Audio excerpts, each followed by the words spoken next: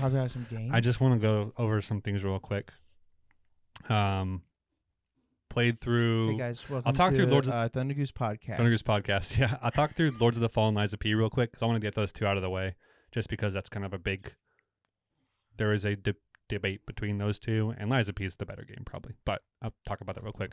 I am now, I think 70%, 60%, 70% through Lies of P, chapter 9, 8, 9, whatever. Not a huge fan of how it's broken into chapters technically, but it's definitely a linear game, so it's mostly fine. Do you like the story? No. Story of Lies of P is better than Lords of the Fallen, like told wise, but it's not that interesting overall. And like the concept of like humanity versus robot was just done infinitely better in Nier Automata. Right. So yeah. I'm not looking for. And that's kind of what they're doing. I thought they were gonna go think super heavy into like the whole Pinocchio thing. They do. Where, like, well, and there's obviously a decision, a question between like what is this disease? That's the petrification disease and how that kind of factors into all this. What just did this too, though, was that Russian game that everyone was like Atomic losing their Heart. mind. Yeah, Atomic no one lost their mind about that game, but yeah. Well, people were like, "Don't install it. It's Russian." You know? Oh, what I mean? gotcha, Like, gotcha. There was during that propaganda. time. Yeah. Oh, that was petty, but I think I ultimately would have rather played that game, but it was okay. So Lies of P's got so Lords of the Fallen. I finished up. I actually beat that one last week. I had a really good time with Lords of the Fallen. It's definitely got its caveats. The performance wasn't that bad for me, to be honest, so that's not really one of them for me. I only had like 3 hard crashes in 70 hours, which is less than half of what I have with Baldur's Gate in 50 hours. So I'm really not here to make those kind of bones. Well, I mean, Baldur's Gate is a different breed of crash. It's a different breed of technically broken. 100% right. 100% right. But yeah. But the repetitive enemies of Lords of the Fallen, the lack of boss difficulty, the general jank here and there is that comes with it. Now it also comes with a super unique world and like that dual focus of the lantern, which isn't fully utilized in my opinion, but it adds a lot of cool exploration opportunities that Lies of P simply doesn't have. Yeah. Lies of P's exploration is very minimal. And it only feels like it's more a part of it because of how slow that game moves, Okay. And it's like these little side exits that you can take feel a little longer than they probably are. Yeah. When they're really just 2 square corridors, which is basically everything in that game until you hit the one part in chapter 4 when you go to the outskirts. Right. And then go back into a town after that. Yeah. And then I think where I'm at now, I'm outside again, but that's the second time in like my 8th chapter. So that's also kind of like not a thing for me. Lies of P's level design is fine. Yeah. In terms of like it being laid out, that's fine. It feels a little too long between checkpoints. And the shortcuts, I'll tell you what, I have learned to hate shortcuts in Lies of P because they're all the same thing. They're all a dumb lock gate mechanism. Yep. It's so and stupid. There's no originality to it. It's like all of the creative ways to make shortcuts don't exist in this game. I found one creative shortcut in this game, and that was in, I believe, the 3rd chapter.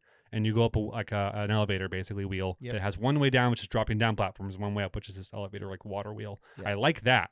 That was interesting. I was like, oh, cool, something new, Yeah. But something fun and fresh. Like Lords of the Fallen, I wouldn't say it's doing it too much better, but there are different kind of levers and gates. There's different kinds of elevators. There are bridges you knock down. I'm not saying it's better, but I am saying there's more variety and creativity to it. I'm not saying it's better. It's just better. No, in the grand scheme of things at this moment, while Lies of P I think is the more polished and more approachable experience, I'm going to prefer Lords of the Fallen. There's actual build variety that does not exist in Lies of P, no matter how much people want it to. It all almost feels like it plays the same way in the end. You can definitely change your effect you put on your grindstone. You can definitely change if weapon's heavy or fast. You can definitely change if you want to do dexterity or strength. Wow. It all comes down to the same thing, though. Like, you're going to move around the same speed, smacking until they're into stagger and getting the fatal attack. And just do it with a blunt weapon. It goes faster. So I don't... The dodge isn't great, as you've pointed out. Dodge is absolute dog shit. So I see a lot of the fervor for it. Like, I understand it. At the same time, this game, I don't see it. Like, people talk about the enemy variety being great. I don't see it. And then you fight the same dumb zombie guy that chases you for like 4 chapters straight. And it's not fun the first time you fight him, and it's not fun the 50th time. So, like, I don't understand the whole argument about enemy variety. Like, there's less enemies overall in Lies of P, and there are more unique enemies interstitial in here. Are they all big giant puppets with almost identical fighting styles with maybe just different weapons? Not entirely, but a lot of the time. So, Yeah. am I going to fight a puppet with a sword versus a puppet with a candelabra? Right. Sure. Cool. Thank you. They're the same height. They're almost the same color. That is true. I was thinking they were gonna go like kind of ham because you have the opportunity to make a creepy world, which I feel like they were definitely trying to do. In Pinocchio. Oh, I'm just saying. Like, Pinocchio is honestly visually, like a super dark. A lot of creep. There's definitely creep to it without substance, though. It's not like that's a. what I'm saying. It doesn't have like a. It's substance. not like a well done, The or a character designs are not good either. I don't think. Like I mean, like some of them are okay, but character or enemy? What are you talking about? Well, enemy is what I'm talking about. Okay, so not character designs. Character designs bad. are all humans that wear kind of fine. They're okay. Character designs are fine. I don't think What that's suit do you use? Because I use the donkey. I always. use one way further than you have. The one I have is after the seventh Do they boss. even do anything? No, that's all aesthetic. It's all aesthetic. Yeah. And this game is all. Did you use the donkey while you had it? No. What? I used the dog the entire time until the mutt's face. I used that the entire time. I don't have that. I probably should. I got that earlier. before I got the donkey head. That was like in the beginning of the game. Oh, but no, I did not. There was something wrong. It's a mad dog, I think, is the guy. I also have been playing by lying the entire time. I am just a bad guy in this game. I am mean. I like it. So I'm having a good I'm having a good time with it. Having a good time. I do not feel like it's a game that's going to end up in my top 10. I think Lords of the Fallen will. I think there's a little more risks taken with that game, to be honest. Liza P probably won't. I think I'm always going to reward the game that is actually trying something new a lot of the time.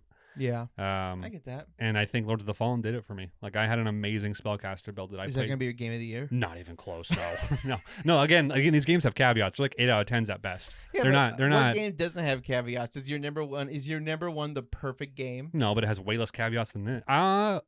I would say it's near flawless. It's near flawless. Yeah. What games came out this year that's near flawless that you Final Fantasy 16. Oh. I cannot find a lot of faults with it.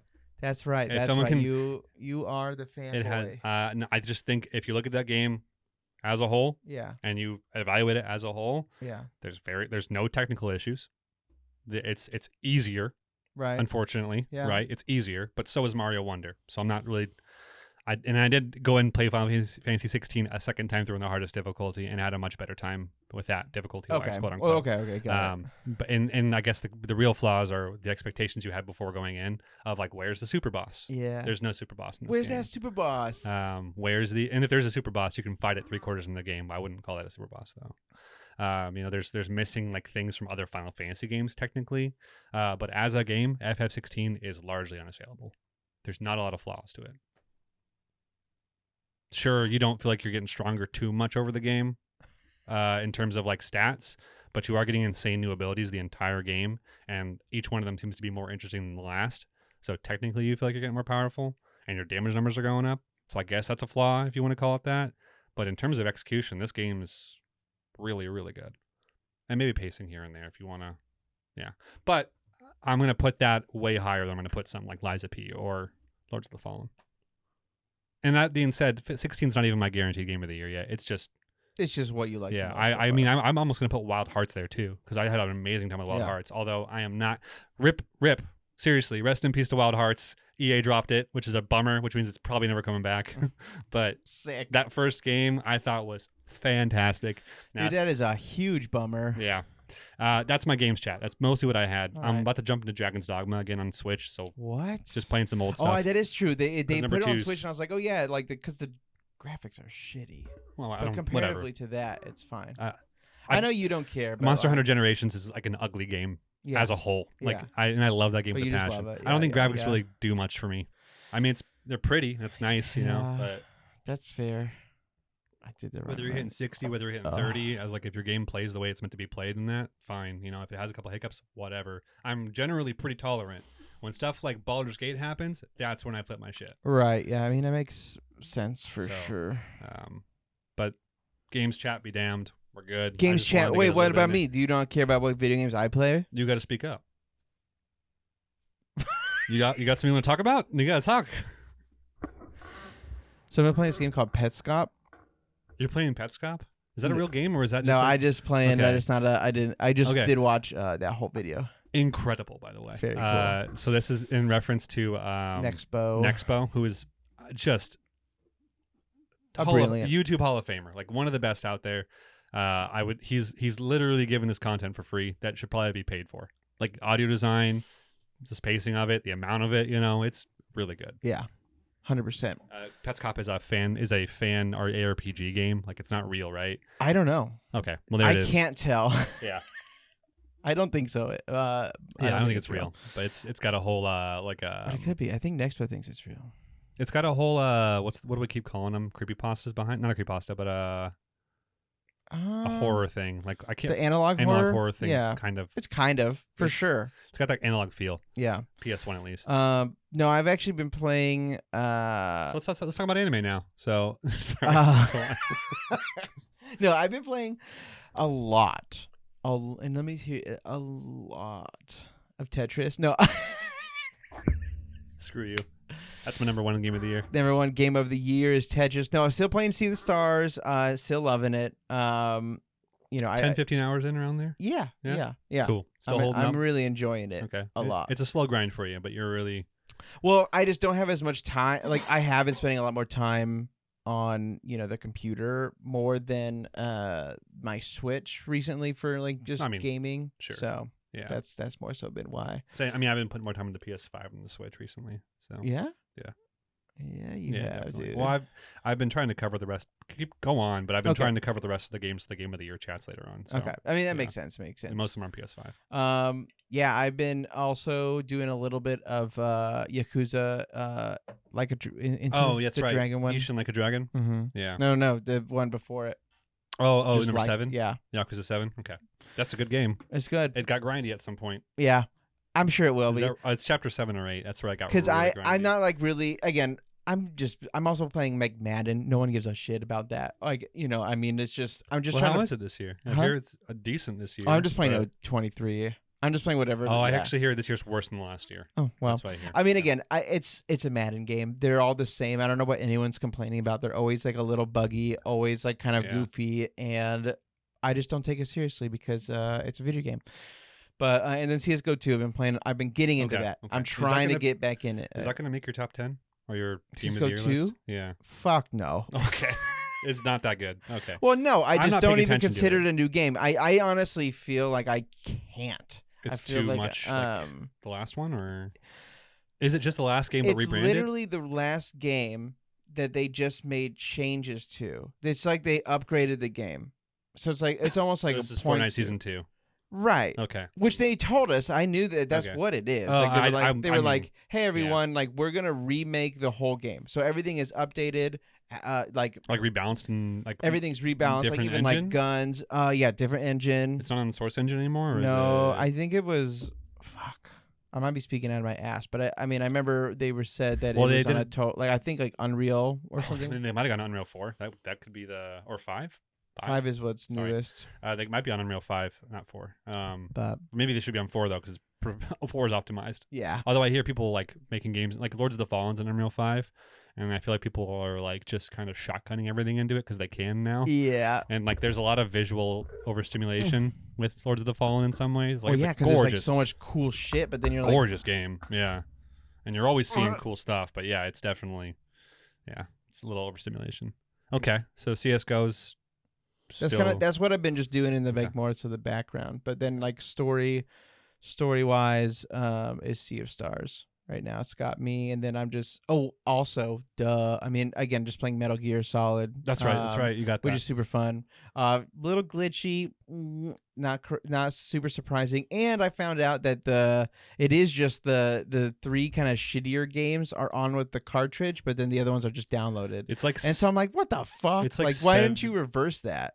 Oh no, I think it's like 70 gigs worth of games, and there's no Switch card that's big enough for that yet. I think. Yeah. That being said, there is always. I really feel like the 2 Switch cart thing could be a thing if you get 2 cheap ones. I mean, they're charging $60 for this. Yeah. Right. Yeah. It's a full price game. I thought, and it's not, but it's just ports, so I feel like you can get away with it. Yeah. Just give me like 2. Yeah. Literally, give me one with like the very first game. So it'd be like Metal Gear, and then all the other ones, and then give me a cartridge with 1, 2, and 3. 2 and 3 on it. So Metal Gear 1, Metal Gear 2, and then Metal Gear Solid 1, 2, and 3. Mm-hmm. Yeah. That's what I would think. Like I would think Metal Gear 1 and 2 aren't even big games in the first place. No, honestly, only diehards are gonna play those. I played it. Oh, they're so cool, dude! And it's like it's very fun. I mean, it's not great, but I'm just saying, like, compared only to people who want to play like the retro gaming style. And again, like, retro gaming is like really big now, but it's still not everyone's cup of tea. There is still story elements in those too that are brought into new ones. I know. Yes, there is. There's references to Metal Gear, I think, in Metal Gear Solid 5. Yeah. So. Or 4. There's in 4. All you got to do is just watch a YouTube video on that. You really do. Someone's got it on there. Before we jump into anime, I want to say one last thing. Yeah. Apparently, the new Modern Warfare is just garbage. Oh, is it out already? The early reviews are out. IGN gave it a 4 out of 10. Oof. What went wrong, guys? I'll tell you what went wrong. They keep making the same fucking video game. The single player campaign got a 4 out of 10. The multiplayer's fine, apparently. But well, then there you go. Never mind. But apparently the single player campaign is like abysmal, and people are review bombing it. But they're review bombing Modern Warfare 3 on the PS3 and 360 one from like 10 years ago, 12 years ago. So they're review bombing the wrong Call of Duty. Hell yeah, dude. Which is like kind of funny to me. Yeah. Hell yeah. And also, that's fine. Like, put it somewhere over there. Activision will get the hint, you know? Man, I don't know. I don't want to keep buying these games, but the reason I even got back into CSGO 2 is because I didn't really like it. But I just kind of miss having like just a kind of, I can get into a match of shooting. Like I just installed, because it's on Xbox Game Pass, but is Battlefield or what? 2042? Yeah. Yeah. And that's okay. It's not good. But it does the job where I'm like, I kind of want to yeah, exactly. It's Battlefield. I will say 2042 I actually had a decent time with when I was playing it. It's still Battlefield where you have to freaking fight your way into having a good time. Yeah. But just the feeling of being able to snipe someone off of like a roof is just like the best feeling in Battlefield. I think Battlefield for sure has my favorite. When I get a kill, it feels like that was skill and not just an accident. I don't think anyone does like multiplayer sniping as well as Battlefield does. Like that'll always be a thing to me. Where I think like when it comes down to like a fun sniping experience, if you have the right map in Battlefield, that's it. That's it, bro. That's it to me. Yeah. Okay. Games be damned. Moving on to anime. Anime. Okay.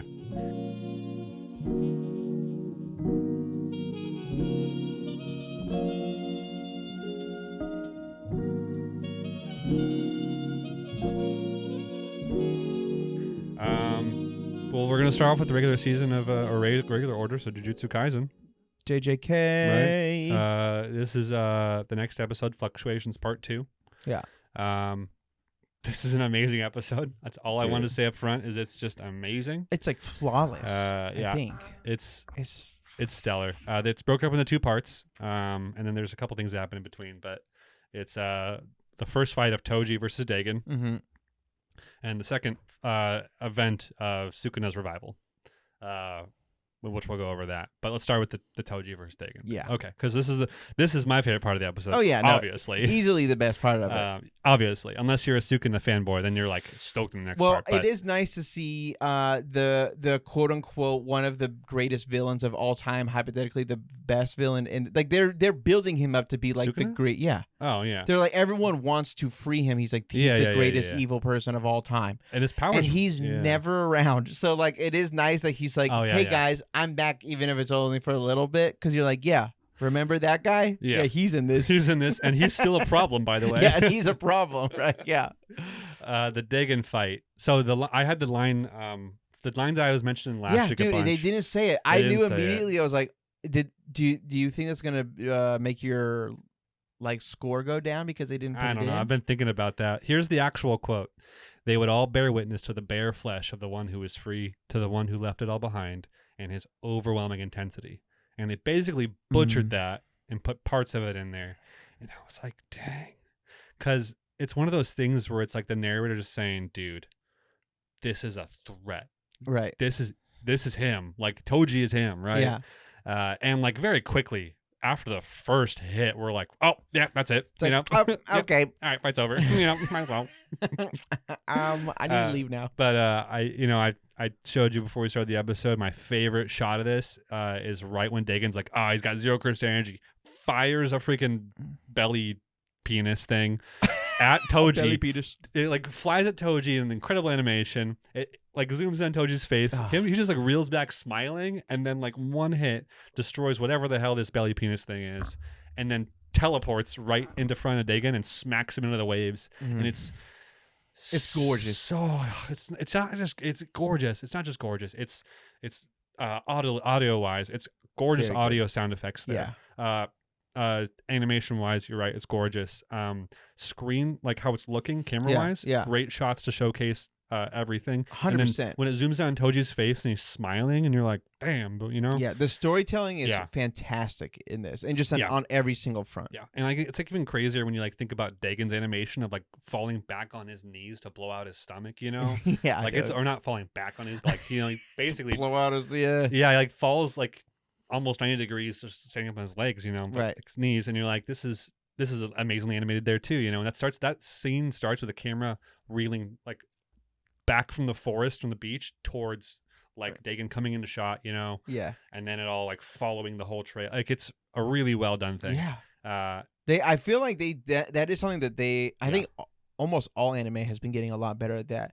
But like doing a lot of like kind of like some interesting, because I think like in movies, right, when you're getting like different angles with the cinematography, and then in drawing it, like yes, you've always been able to do that, but for some reason I feel like it's a lot of the older anime, they made their own style. Like yes, they took from film, but I just feel like they made their own style. Whereas now I'm starting to see like shots where I'm like, whoa, like that looks legitimately like it almost feels like the crane is like going down. Yes. You know what I mean? Yeah, where you're just like exactly. like it has like the movie flow. It's got like a movie style cinema shot. Right. Right. Yeah. And that's so a better way to say that's that. something where I've been like, oh, what? Like it's been blowing my mind. I showed you the chapter panel for this. Mm-hmm. Yeah, there's nothing. It is a very. They love. It's cool. JJK, whoever. So the artists of JJK, like they love this. They're very talented. That's Mappa. Right, I know it's Mappa. I'm just saying Mappa. the individuals, because Mappa's a name. So I'm saying the individuals Mappa, who are doing this. I think they like love this shit. They have to. The love that they put, and you just feel it, like the passion behind these things. And then again, attention to a details. real like just panel that's kind of like but they're like, this is such a fucking epic scene, we're gonna make it an epic scene. Like that's so cool. Like even if it's just the director or whatever, like again, I don't really fully know how anime is made. I know there's so many hands that go into it. I don't know what the storyboarding looks like actually, right? Like who's drawing those lines. I love it. Whoever is doing it is just doing a fantastic job. Yeah absolutely. I think that was all. This is before the intro still. Like we're just talking about something that happened before the intro of the actual episode, because after he smacks him into the waves is when he goes to the intro. Yeah, you're like, you are with me, Joel, and you're like, okay, get out of here. I honestly really don't like the intro. I love the outro. I don't. The outro is actually really good. Yeah, the outro I like a lot, but the intro I'm not a huge fan of. The rest of that fight just proceeds exactly how you think it's going to proceed. Toji just steps all over Dagon. Eventually does the balls insane move of sharpening Playful Cloud, which is the tri-staff that he just takes from Maki. Yeah. So without killing her, which I literally there was a part of me that was just like, but it's crazy because they're family, or at least they're from the same family, right? Toji Zenin, Maki Zenin. Well, I know Toji and Nobito. Nobito's the old guy. I got his name this time. They're all Zenins. They are? Yeah, those are all Zenins. Yeah. Wait. So Makima is also that? Because that's his son. Who? Or Megami? I said Makima. Megami? I did. Megami was sold to a different clan. So that's But he was his son. Yeah, he was a Zenin. Got it. But he's a Fushiguro. Got it. So he was sold to a different clan. That was the whole transaction that all happened earlier on. Yeah. That's right. Okay. So they're all Zenins, which is, crazy, but just the Zenins are capable of. Fuck, dude. But Nobito is the older Zenin there, which is why he recognizes Toji, which is a cool thing to, I hate that Nobito just didn't tell Maki who that was. Yeah, why didn't he just go, hey guys, this is a big, we need to get the fuck out of here. I hated that in the manga too, when they didn't say, hey, this is Toji Zenin, by the way. Yeah. Because I feel like that name is a little more well known than a ghost, Yeah. But he's a ghost. I also wonder if that would have actually made everyone panic. They told it. I mean, that's Nobito fair. was like, this is Toji. So Toji sharpens Cloud, stabs the Dagon in the head twice. And remember so they were talking about how like he always goes after like the strongest. Yeah. Can you explain a tiny bit of this if you know it more? Because they were saying like his body took over the soul, right? Yes. Because the soul was so weak. But then he's still on kind of autopilot, so it's not fully Toji. I'm glad the anime did explain this. So the curse technique is a curse technique that runs on cursed energy for indicators on when to start and stop.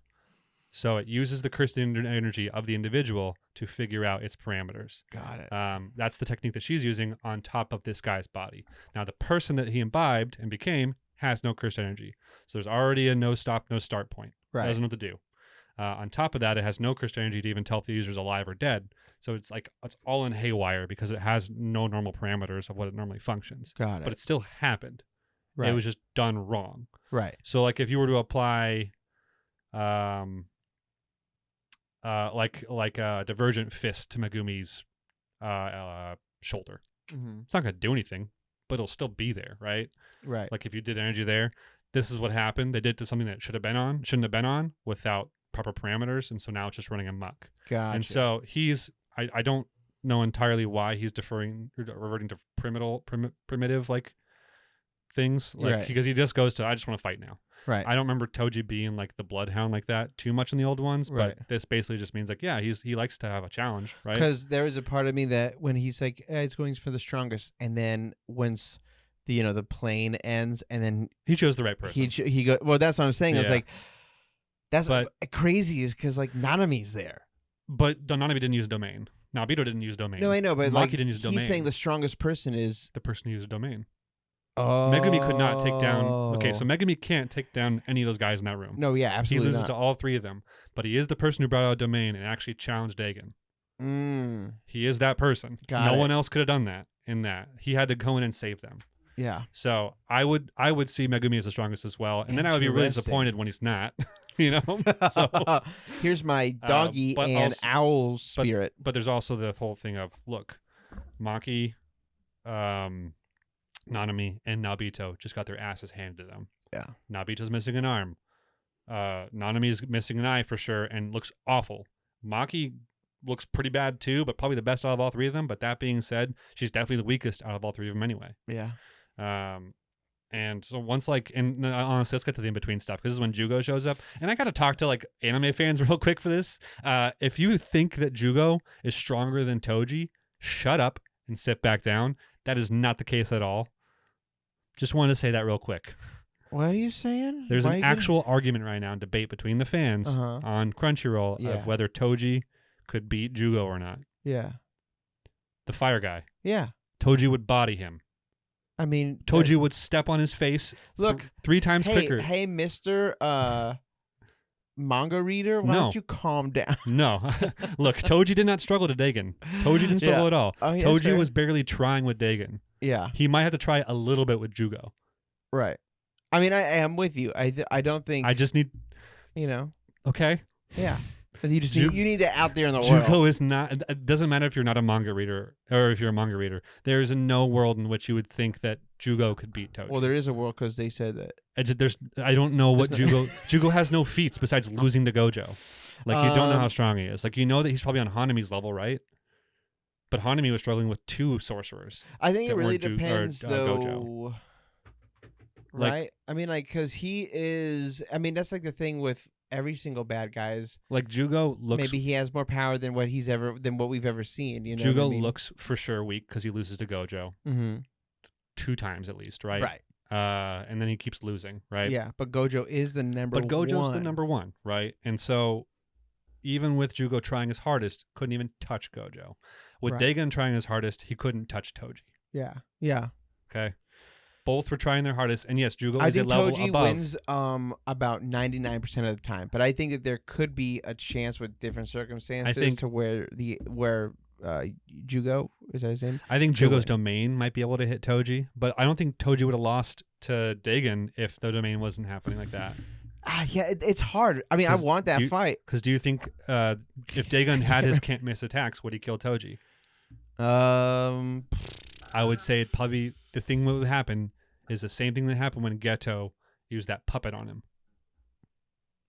Might get a lucky hit on him, and then he speed blitzes and kills everything because he's faster than everything. Right, right. And even kill Dagon because Dagon can't keep up with him. Yeah. Like I don't think there's a world where Toji loses to Dagon, even if Dagon has the guaranteed hit domain. Yeah, I guess that's true, huh? Yeah. Yeah. Hey, I'm I with you. don't know. Toji's strong as fuck, so I'm with you. And I think I'm not. you put Toji in Jugo's domain, and he's still gonna speed blitz Jugo. That's just who Toji is. Dude, He's durable AF. He's gonna blitz him. That's dude. what heavenly packs do. You know.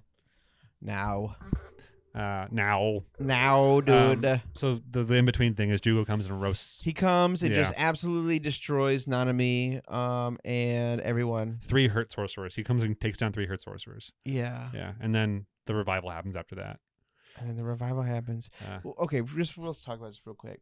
How'd you feel about this?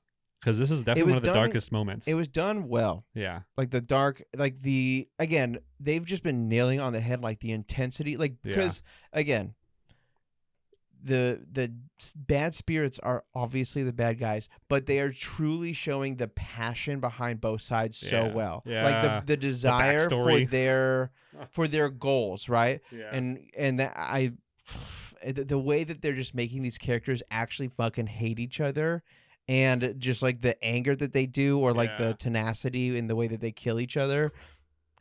They're fucking crushing it. They're making you're just glued, dude. The entire time. Yeah. First thing, the whole bow down, you didn't bow down low enough thing is really good. Dude, fucking great. I loved that. Just wanted to say that. Second off, the girls. It's crazy that we've been seeing them since JJK0. So we saw them when they were kids. Yeah. That's what's crazy too. That is crazy.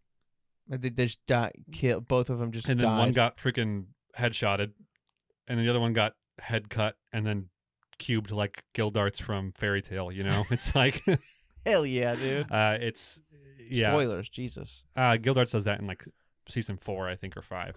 So. That's and again, it's Fairy Tail, which is 2008, 2009. Such a cool show, though. No, whatever. People like it. I like it. I think it's a little too. I stopped after the Dragons tournament thing. So you didn't finish it? Okay, I finished it at least. So. No, you didn't. Yeah, I finished the Acagnolia arc. Yeah. No, I finished that arc. No, the arc is when.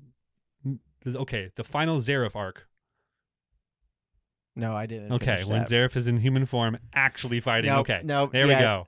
They just spoiled fucking everything for everybody, but that's okay. That happened 7 years ago. I'm not here to make bones about this, but sure, spoilers. Make bones. The fuck does that mean? I don't know. I love you. Kill people. I don't know.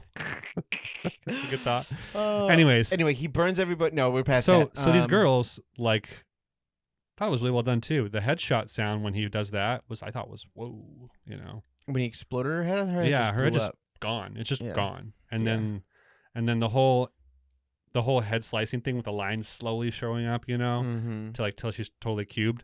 That was very well done too. Yeah, I mean, again, super dark. Like, it's a weird kind of desperation where I think a lot of times you have like good guy does amazing moves, then the bad guy's like, haha, that actually didn't really do anything to me, and then they start whomping, and then this feels different where it's like the good guys just barely escaped death because of another bad guy, and then now there's even a more deeper problem. So you like Gojo is sealed. Then you have Toji coming into the picture, and then now you have Sakuna like revived, and it's like all shit's going to hell in a handbasket. And who are our main fighters? Oh, that's right, they all got burned alive. They're all kids, and you got Yuji left. Like, where the fuck is he? Yuji is Sukuna, dude. There's no Yuji. Oh, you're right. I'm a dumb bitch. Megumi's cornered by Toji. Yeah, you're right. Yeah, everyone's gone basically, and Nobara is somewhere, but we haven't seen her yet. Yeah. It's like, it doesn't look great for the good guys right now. But I love what they're doing. The tension that they're building, especially within the anime, has been great. We have Mei still. We do have Mei. And Mei, they did say it in the episode. They did say it better than I did. Said no one's ever survived the bird bomb technique except for Gojo. Yeah. So it's one of the most powerful techniques in all of JJK. Yeah. So Mei's still around too. It's cool that she just makes birds kill themselves. Yeah, isn't that insane? It's I mean, again, this is a dark world. Yeah. So Peter can get the fuck out of here. He's able to give birds give up their entire life to deliver an attack. Yeah. That's worthy of giving up life. Yeah. It's insane, man. That's insane. It's I don't know. They're fascinating. I think that's the episode basically. Next week, I'm sure we'll focus more on the Sukuna versus Jugo. That's what it seems like is, hey, if you can land a punch on me, I'll do something that you want, you know? Yeah. I mean, I think it's important to note that the only remaining disaster curse is Jugo. Yeah. Dagon and Hanami are dead. Oh, wait, no, Mahito's disaster curse, technically, right? Yeah, technically. So, okay, so half our disaster curses are dead. Yeah. Hanami and Dagon, rip, for sure. Rip. Good. Dagon, less so, because you really only get Dagon for an episode. Yeah. You just see his domain a lot. And more to Hanami, but... Hanami was a fun character and, honestly, a pretty fucking crazy death. I really wish we got to see Hanami's domain, though. Yeah, that is true. It's about to use its domain, I think, when he's fighting Eugene. You know what people, I mean, not people, so like artists like this, they should do is you could give us a whole like backstory on like all the bad guys and like have them like using their domain. Like it doesn't even have to mean anything, you know, like it just like we get to like see it, right? Yeah. We get to know how their domains like came about. And, it's like, the same exact argument like for with Bleach. like Bleach, right? Yeah, because you're like, just show like, me those show me Bankais. more, show me them all. Yeah. So I can see that. What is Ukitake's Bankai? Like, what is it? Tell me what the Bankai is. Maybe they'll animate it. Maybe it's in the anime. Who knows? All I know is there's just so much where you're like, dude, why haven't I seen this guy's Bankai? I've been seeing him for 500 episodes, or 500 chapters. You know, because he doesn't have one. He hasn't believes in his sword yet. I mean, that might be the case. Only time can tell. I don't know. I don't know. Okay. This episode to me is a 10 out of 10. 100% a 10 out of 10.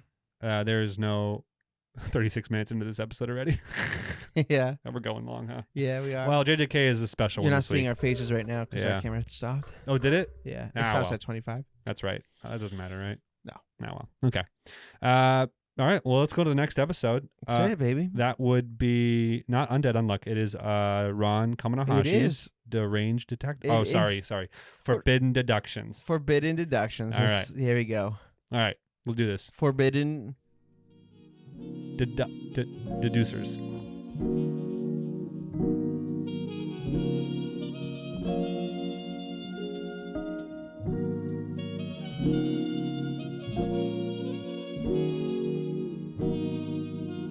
Ron Kaminahashi. Forbidden Deductions.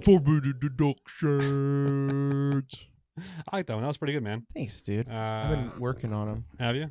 No. Oh, shut up. All right. This case is called the case of the live broadcast murder. Okay. So up front, I don't think Joel liked this episode as much as I did, but I don't think. Sorry, let me say that a little less tongue-tied. I don't think Joel liked this episode as much as I did. Said the same fucking thing. But I said it mumbled and like terribly, so I'm saying it a little more clear. Sorry. So tell me why you didn't like this episode. Okay. You can summarize it if you want, but it's a murder mystery on a TV show. This episode, I felt was so like forced and so easy. Of like a thing where it's like this magician says blah blah blah blah blah, and then you're like introducing a new character who's a ditzy nurse person who might be maybe a love interest. Because you know what's crazy? I didn't notice she's in the fucking outro, and I was like, wait, is this is this a main character? I think so. So okay, so then I'm like, okay, what is going on with this? So this is what you didn't like that part of it. I didn't really like what they were going. I also just felt like we kind of left off on, hey guys, can you help save my whole entire family? To he's now watching TV being like goofy and funny. Again, this episode, very funny, a cool murder mystery. In the last 5 minutes of it, phenomenal. Sure. Very good. But very needed. You felt like it was a change of pace. I just felt like it was a weird change of pace. Okay. I also felt like I just want like cooler murders. Okay. I just felt like this was a lame as fuck murder, and like it just didn't really matter at all.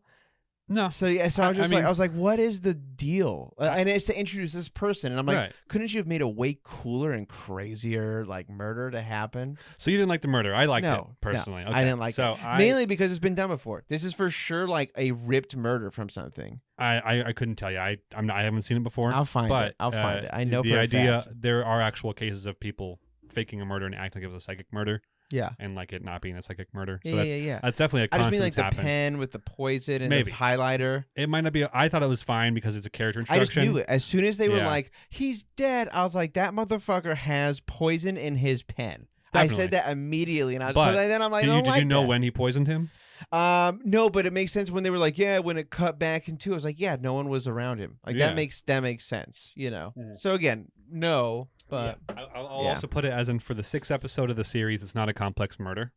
Absolutely not. And is that what the episode's called? No, it's just called them. What is it? Oh, I thought you said not a complex murder. No, I was like, oh fuck. I'm like it's, ragging on them, and they know it themselves. So I liked it because I expected something like this because this is definitely falling more into the case closed vibe where it'll subtly introduce new plot points. Okay. But then let them fester for a bit with the new cast. Okay. And it seems like they're just introducing people I'll get more into that mindset then and kind of get out of what I just remember just being like, what the fuck? It feels like it's. I also just felt like it was kind of like almost too goofy because we kind of just got to like again. I like this. I like goofiness like a lot, but then I don't know. I was like excited to see this new murder, and then I was like, this whole fucking episode's goofy. A loosely defined world to help to understand its parameters. You know. Yeah, that is true. And maybe that's better than the manga because there's more time in the manga. Maybe, but I would also, it feels a little bit like Spy Family in some ways, where they're taking way too long to introduce characters. Oh, Spy Family! I literally thought of Spy Kids when you said that, and that's why I was laughing. Antonio Banderas, yeah. Always, yeah. No. I mean, like Spy Family, where they take way too long to introduce characters, and then do nothing with them. Dang it. But Spy Family's not a murder mystery. No. And doesn't have much going on during those filler episodes. No, I'm okay with murder mysteries happening because I am well, particular I like a murder them. mystery too. Yeah. You want more crazy. I just wanted ones. a little bit, and maybe just one more that makes us think. We should watch more. some Case Closed together sometimes. I bet I would like that. Because those do you have those DVDs? No, but we can find out where to watch them. That's fine. Okay. I actually been thinking about ordering them again because I all have is old burned ones. Yeah. But like those murders are hyper complex. They're meant to push the limit and be more Sherlocky, right? Yeah. These ones maybe feel a little less like that. Yeah. But it's also that's okay. That's probably what the show is. It's very early on into the show, so we'll see what it's truly like. But yeah, I also just thought they were all gonna go into. They had a plot. And then they were like, just kidding, we're doing the episodic things again. And I'm like, that's totally fine if that's what the whole show is going to be. Mm-hmm. But it just feels weird right now because I just don't know what the show's going to be. So if this is kind of their thing where it's exactly what you're saying, where they're like, they get onto it like a plot for a little bit, and then it's a kind of a random jump again into like new characters, new plot that lasts for a little bit, and then boom, then there's an overarching one in the background. That's fine. Yeah, and because I like the show and I like the characters. There's room for that. I don't hate the characters. I don't even not like the klutzy nurse. I just kind of felt again. I don't love like the. She has like bandages like everywhere, and I'm like, this is such a ditzy, dumb character. Yeah, I get it. I get it. But she's definitely a vibe, and she's a very specific vibe for very specific people. I feel like she's a genius though, so she has a purpose and a role. She's just a klutz about it. So I do like that. She has a good positive and a good negative. Yeah. She has a flaw and She's pro a good and a con, D&D character. And so does Ron. Ron has a really good flaw and a good strength. And I think that's something we could talk about in this show because this show has been very clear about making sure these characters are not good on their own. Yeah. They have very significant flaws. Ron makes people die. Right. Toto's an idiot. Yeah. This nurse lady is very klutzy and has hurt herself a lot. But they're also very strong in certain areas. Yeah. Deduction for Ron, right? Kind of just a general willingness to like look at the good in people. For I guess Toto, so. Right. And to like be determined to save. I don't really know what else to call his. His is a little more gray and nebulous, but and hers is she's a genius. She's an actual best surgeon in the world. Yeah. So I like the dynamic of those three. I think this show is not for everyone, 100%. Who is it for? No. I just think it's more niche. That's all. Oh, got it. That's all. I think it's more niche. That's fair. It falls more into the crime drama, almost like a Western crime drama in some ways, where like Bones has like technology that doesn't exist. If you ever watch Bones, like CSI. Bones. Yeah, with sorry, that was the actor. You talking about Bones like on CBS? Yeah, the one with Zooey Deschanel's sister. There's no science in it. No, fucking thing's they don't about have science. They use technology that doesn't exist. I never said the word science. Oh, they use technology that does not exist, like to help kind of close plot holes, or to speed things up. And this show's doing that too. Enhance. And this show's right. Oh, this will run this whole scenario for me, by the way. For the bone. Yeah, the There's bones. no If you way. did this, yeah. And there's no way. This takes time, guys. You guys aren't this smart. Also, this doesn't exist. It's like that. This show feels like it's doing some of that stuff, where it's just like trying to close those gaps with technology or science or miracles or geniuses, whatever.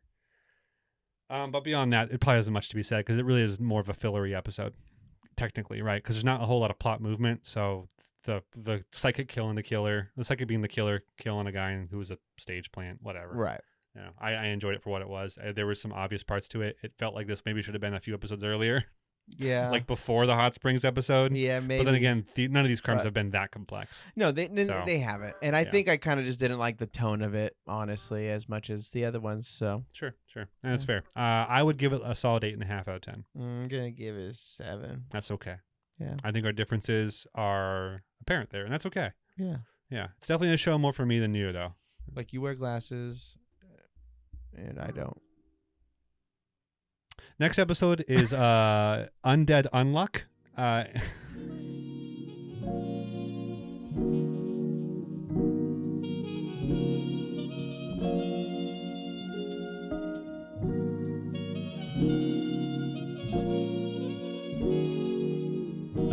Undead Unluck. This episode is called United We Negate. I had a great time with this episode. I thought this episode was fantastic. I thought this episode was so fun and so awesome.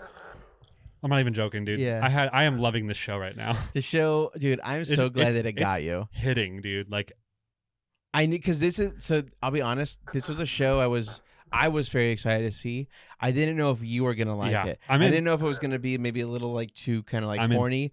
I mean, at first it was, yeah, but they got to establish that to some degree. Yeah, well, right. I mean, like that's again, that is kind of like a whole main plot of the you know thing. But I love it. The again, why is this anime compared to other ones getting so much like love on the animation? It's Hulu, so is that why? Whoever's publishing this one has more money, probably. Well, I guess Disney maybe. Are they whoever's? I mean, they're doing distribution. I don't know who's doing it, but it's on Disney and Hulu. And if Disney paid for it to be distributed on their platform, it probably has some maybe like things that they have to do. I don't know. I don't know. Yeah. I mean, it has money behind it. Yeah, that's what I'm saying. Yeah. It has a lot of production behind it. It's phenomenal, though. It's awesome. Oh man. So the introduction of the 8 other negators, so cool. And kind of giving us their thing. But not really totally understanding them. Mm-hmm.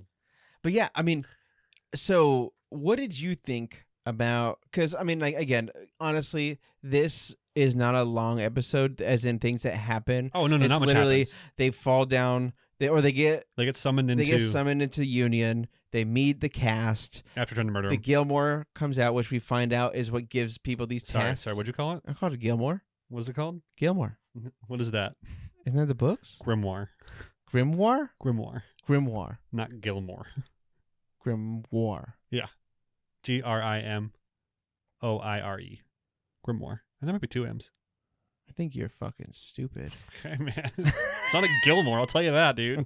It is Gilmore, dude. No, it's not. It is. In fucking Black Clover. That's what it's called. No, they're grimoires. They're called grimoires in Black Clover. Nah, you're wrong. You're wrong.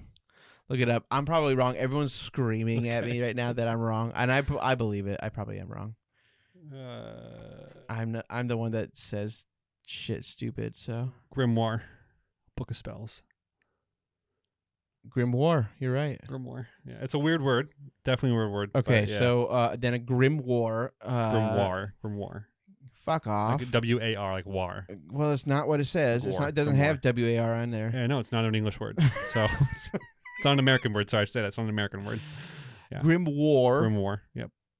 Comes out and says, "Hey guys, there's these people I want you to kill." Asshole deviation I've ever put Joel on. I'm so sorry, man. It's okay. It's funny.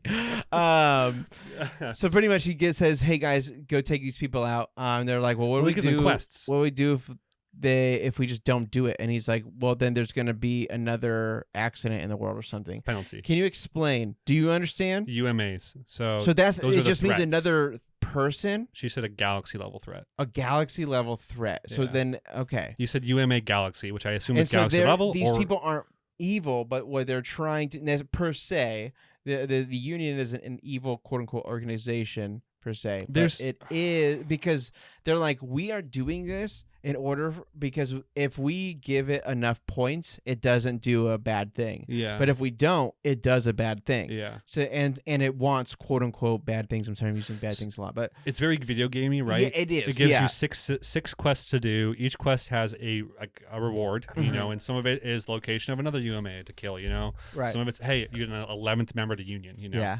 And like those are cool ones, or his bunch of other stuff too. But yeah. And then they're getting for what, number 1, because you can change the rules at number 1. So there's a couple things, yeah. So I mean that's it. The end of the episode, and then they do the hardest one. Andy goes into the book, tries to break it apart, and says, "Hey, what's the hardest one?" Says, "Okay, Unluck's come with me, and so is Shen." Which is like, okay. Yes. I mean, but honestly, Fine. I'm like, dude, that's the one to take because he is the most likable, and we're for sure gonna enjoy him. And they go. That's how the quest ends. Now, a few weird. Yeah. So in there. So because how much have you read?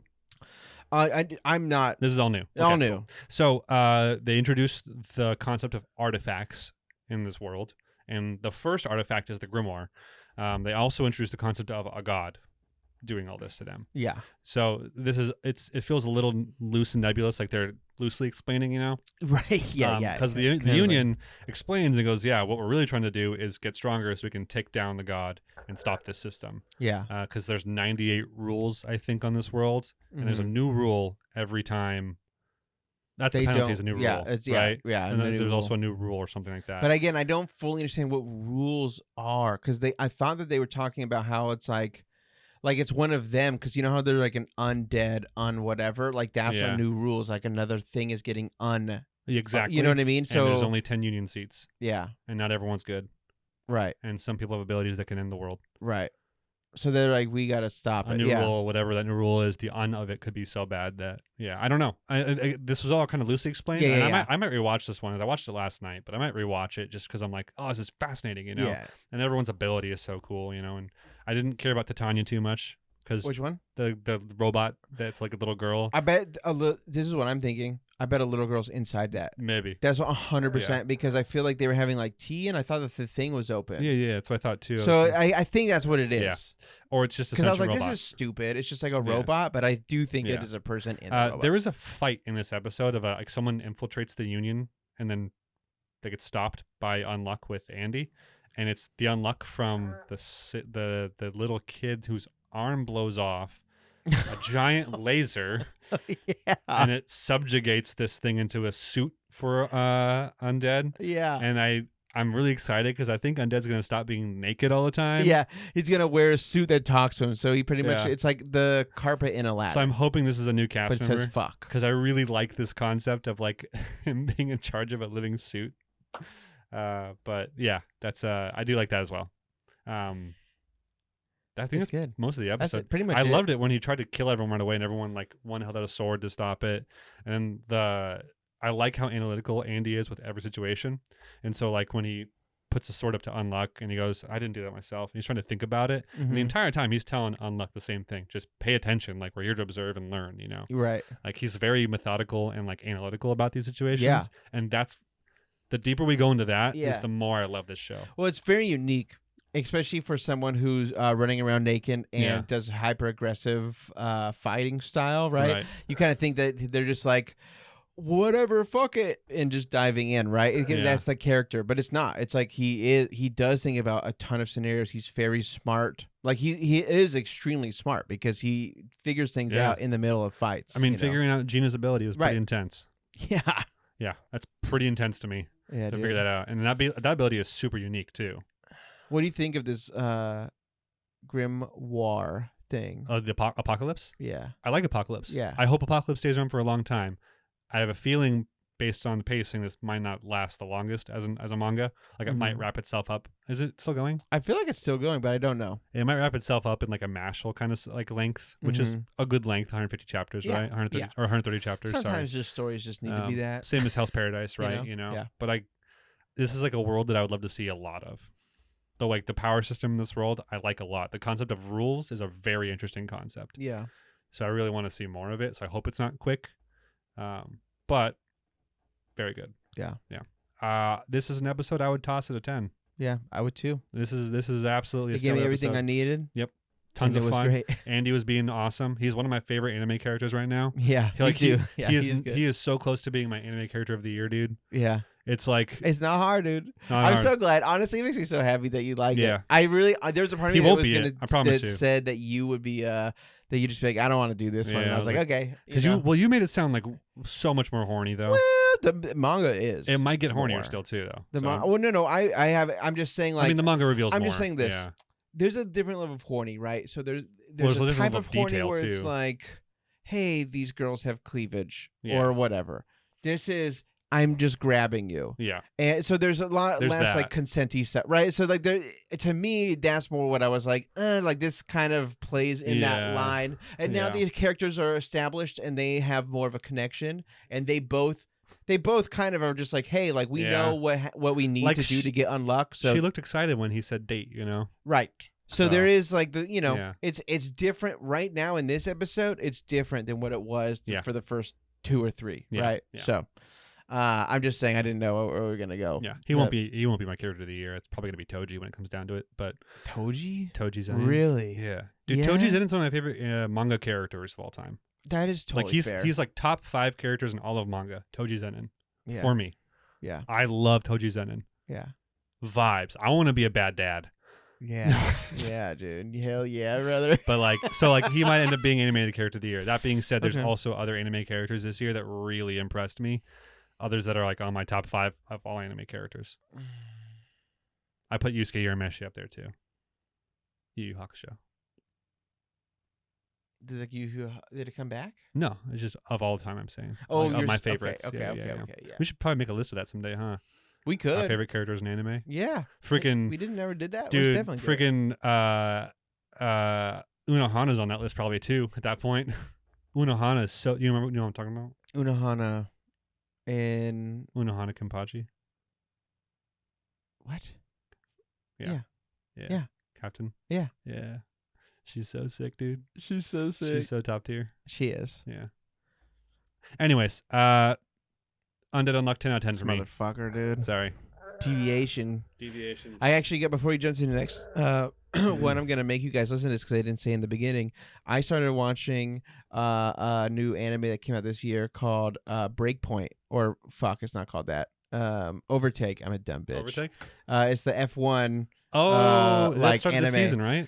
And honestly, pretty good. F1's in, dude. F1's in right now. Well, what's cool is like it's exactly, again, it does the 3D animation kind of when they're driving, and I'm not the biggest fan of that, but the story is very unique. I like where they're going with it. And then I've also learned more from 3 episodes about F1 than watching it for 2 years now.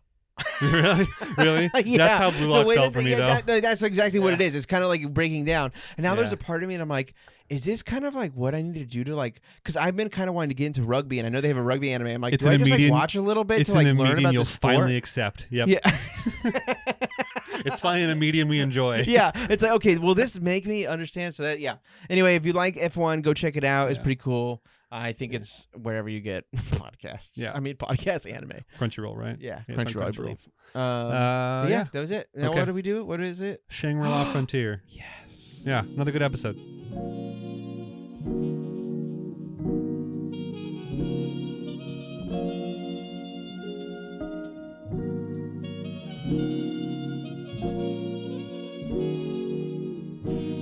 Shangri-La Frontier. Yeah, the Riding Tool Night Queen. Hell of a name. The Riding Tool? Wait, did I choose the wrong episode? Riding? Yeah, the writing. Like writing. Yeah. Not riding. The Writing Tool That's a King Queen. This is a big episode centered around the introduction of a character named Arthur Pencil Knight, I think. Yeah, which has a different name in this game, but it's an old player that our boy Sunraku had come against, but basically draw every time. Just shit game. Yeah. Right. Yeah. He's also level 99, and he's a team killer. So this picks up basically where the last episode left off, right in front of Third Drama, right? Mm-hmm. With him being totally exposed to the world now because of taking pictures illegally, right? I guess isn't it legal to take screenshots in MMOs? I don't know anymore. I don't know. I mean, we don't have like real worlds like this. Yeah, VR is different. I'm guessing, but so like there's the animal queen, you know, who's like the queen of taming animals. I think whatever she's about. Yeah, I mean, again, kind of cool. I didn't watch the intro again, but I do think that these people are on it. So I think this episode just introduced like every character that we pretty much will be in are hanging around. Hopefully. I like both these characters a lot. Yeah. So the Arthur seems to be, so he's the second in command of a player killer guild, right? I also love that they did that. Not the top. He's not the top. Not top. He's the second, and he's so powerful that you're like, okay. Yeah. Well, he's max level, we assume, right? Right. So he has a couple lackeys with him. So it eventually just comes down to Arthur versus the Lady Arthur. I can't remember what the name is in this one, but Arthur versus the Animal Queen. Yeah. Which is a quick fight, really, when it comes down to it, until the end of the episode, where we think it might still go. But neutralizes her curses, takes her down right away. You know. Yeah. And then 4 of the lackeys of this guild versus Sunraku. And like Sunraku's like, these guys aren't going to hit me. Right. I'm too good. So he's just dodging their blows nonstop. But he's like, I also don't know if I can do enough damage to actually hurt them. Right, because they're high level and they have high gear. Yeah. So. Does enough. And at the same time, Emil is transforming out of her animal or human state to the animal state. Oh, my ears. Oh, my tail. But that quickly gets sidelined at some point in the episode. It doesn't matter. Well, she just turns into a bunny, and then the queen is like, oh my god, like I want a picture with you. Yeah, and then he takes them and dips, and then they fight. Yeah, and that's literally how she gets into a fight with the penciled knight. Is because she wants you're right. to defend the bunny. You're right. Yeah, you're right. My bad. I forgot about that. Point of order. Thank you. Yeah. Eventually, what ends up happening for Sunraku is the girl that's been chasing him the whole damn time finally shows up. And dude, they kiss so much. No, I'm just kidding. This became hornier than Undead Unluck. It's crazy. It's crazy. No. She just comes in and just cuts one, obliterates a dude. What's like? So this is something that I'm curious of. What is the drawback of getting killed in this game? I guess you have to like respawn. They said it last episode. There were downsides to it. So she's gonna have a player killed mark now, or is this because they initiated combat? So I think she'll be fine. Okay. I think if you player kill without like intent, you're the initiator. I assume if you're defending yourself, you're fine. But we'll find out next episode, I'm sure. I guess so. Yeah. But she absolutely obliterates one. She is the attack captain apparently, which is like maybe the strongest character in the game, I guess. What does that even mean? I don't know. Again, I wasn't a huge fan of that name. They're like, attack captain. It probably might make more sense in Japanese in terms of 100% it does. In terms of meaning, you know? Yeah. But for direct translation, it just whatever, you know, you're in charge of attacking.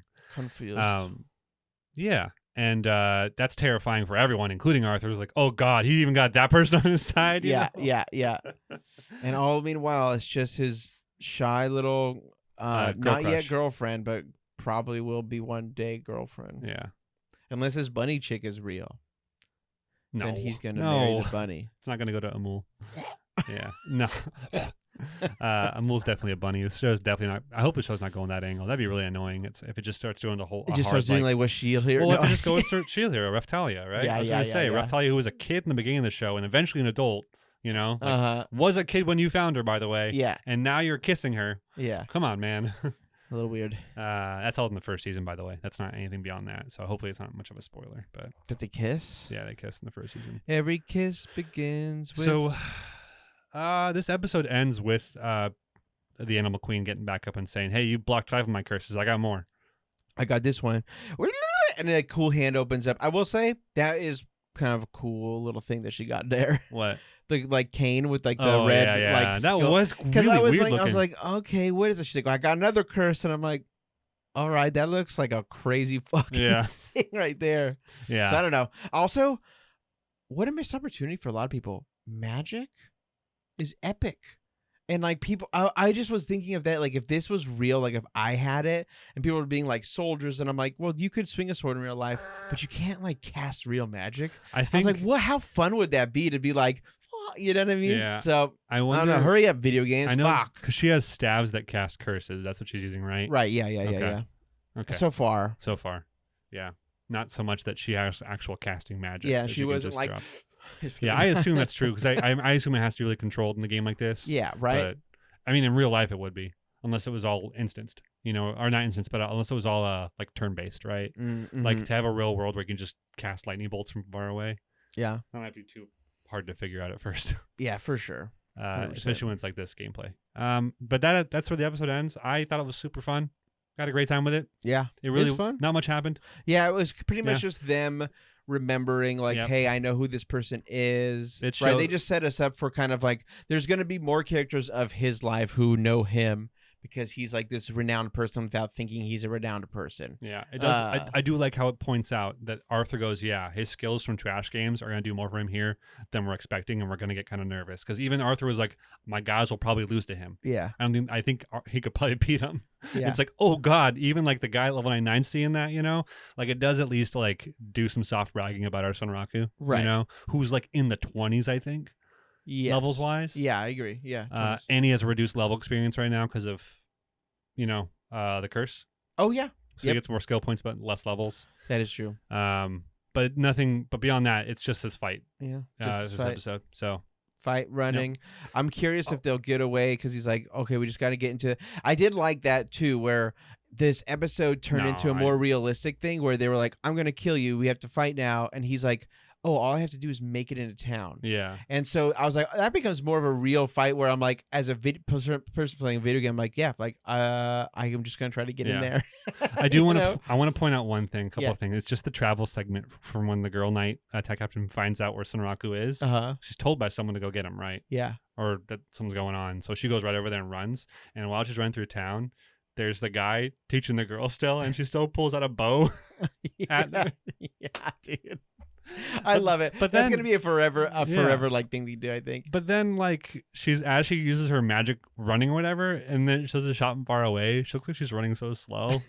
And then all of a sudden she's at their drama and you're like, wait, what? I mean, yeah, it's nothing. There's nothing. That's not a real complaint. I mean, it's a good complaint. Yeah. Fuck this show. I'm giving this show the same rating I gave, a little lower actually than I gave Deductions. This is only an 8 out of 10 for me. But just because I feel like it was an 8 out of 10 for me too, because I 100% agree. It was a good episode. Good. But it wasn't phenomenal. Yeah. It was no JJK. It was no Undead Unluck. Animation's mostly kept up though. But yeah, I mean, yeah, it's kept up. It's good. It's fun. I think I'm gonna be wrong, which I'm really bummed about. What about what? About it being like a monster hunting game. Yeah. It's not. But it's also not what I said. It'll have like a monster hunting quest. Because that will for sure be his climax. I think that will be a climax and part of his story, and then I think that's going to be the end. I think he's going to get so sidetracked now by all this other bullshit that's going on and this other request. I also don't know if like the little bunny is a real person or not, or whatever is going on, because it did that one little clip that was like maybe it was a dream. So yeah, I think I'm for sure wrong on that. We'll see, but I do think. Because I think it will end, like the series would end with him doing the, like finishing it, maybe like defeating it, maybe with the girl, and then they like there's hook up. There's a lot of monsters being added, not just the Lycagon. Lycagon might be high up there, I'm sure, but I don't think it's so that's what I want. So what I want is them to like defeat this thing early, and then it's about finding more monsters. I wouldn't even say it's early though. I'd just say it's like a mid game thing. It's like I don't have a good reference point. It's like fighting Magnamalo on high rank in Monster Hunter. You still got master rank after that, but high rank is pretty, the end of high rank or a high rank, whatever. So yeah, 8 out of 10, that feels good. 8 out of 10 feels great. I like how I try to relate it to a Monster Hunter. Yeah, I know. I mean that. Of course, like in Monster Hunter when Anime of the week for me. What is it? So it's obviously for me, it's between Undead Unluck and JJK, which I think it's the same for you. I think it's the same for you. It is the same. I'm gonna choose JJK. I am too. Yeah, I thought about we could do one each, but when it comes down to it, Toji is just such a complete unit. The level of intensity of that episode compared to Undead Unluck. Undead Unluck did the perfect job. Like they're both 10 out of 10. So legit. Yeah.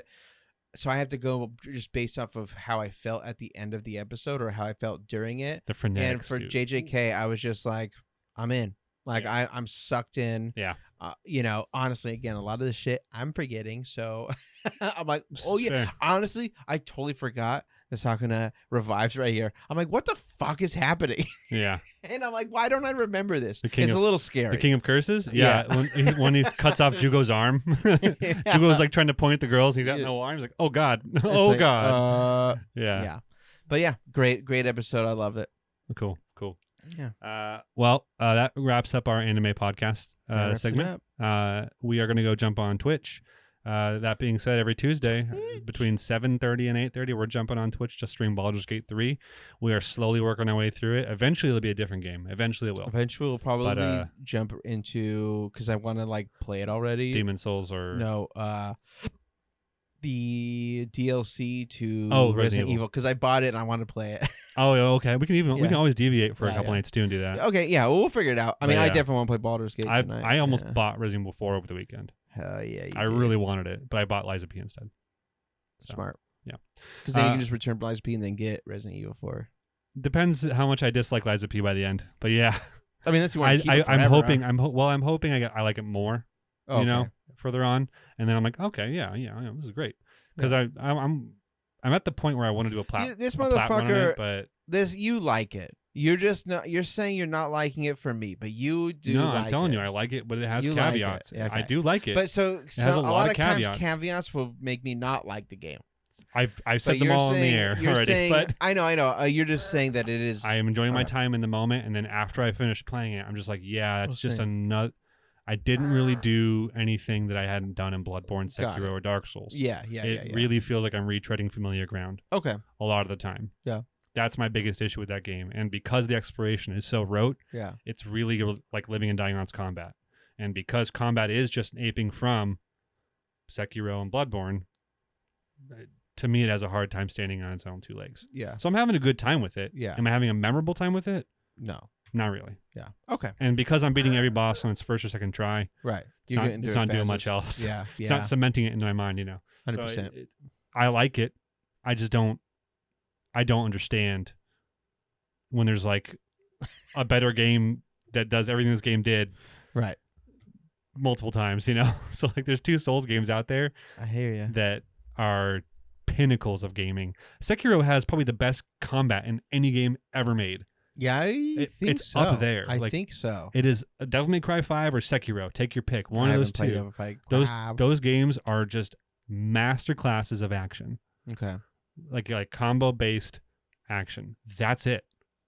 There's nothing else in my opinion that's subscribe on Spotify. But when you have a game that does it less good than Sekiro, and that's its best part. I hear you. But it's also actually aping Sekiro.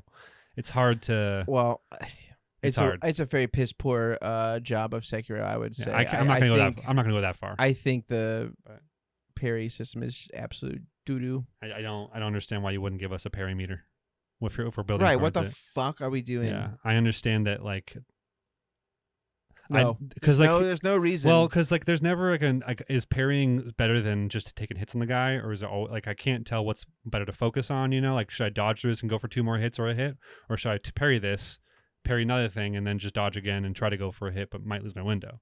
Yeah. I don't know what the benefit is. I don't know which one's better. There's no way for me to ever know that. Well, I think the whole thing is it's mostly you're supposed to be parrying, because the more that you parry perfectly, the bar builds up faster, and then you're supposed to knock him down. It'd be great do the thing. if there was a meter that filled up. No, that's what I'm fucking saying.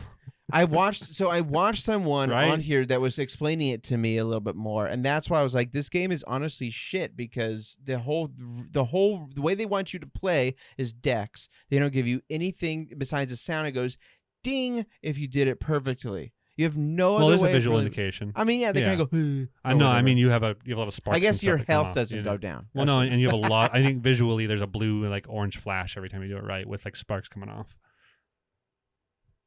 Yeah, every time you get it right. What the fuck? If you just do a regular block, it doesn't do that as much. It has very little sparks if you just regular block. But if you do an actual perfect parry, you get those. So there's sparks. Yeah, and so that's like your indication. But thanks for giving us the sparks. And I think I didn't say it earlier, that the whole grindstone thing really pisses me off. Yeah. I wish that wasn't a part of the game. Yeah. There's no need for it to be a part of the game. No, it's stupid. But Fine.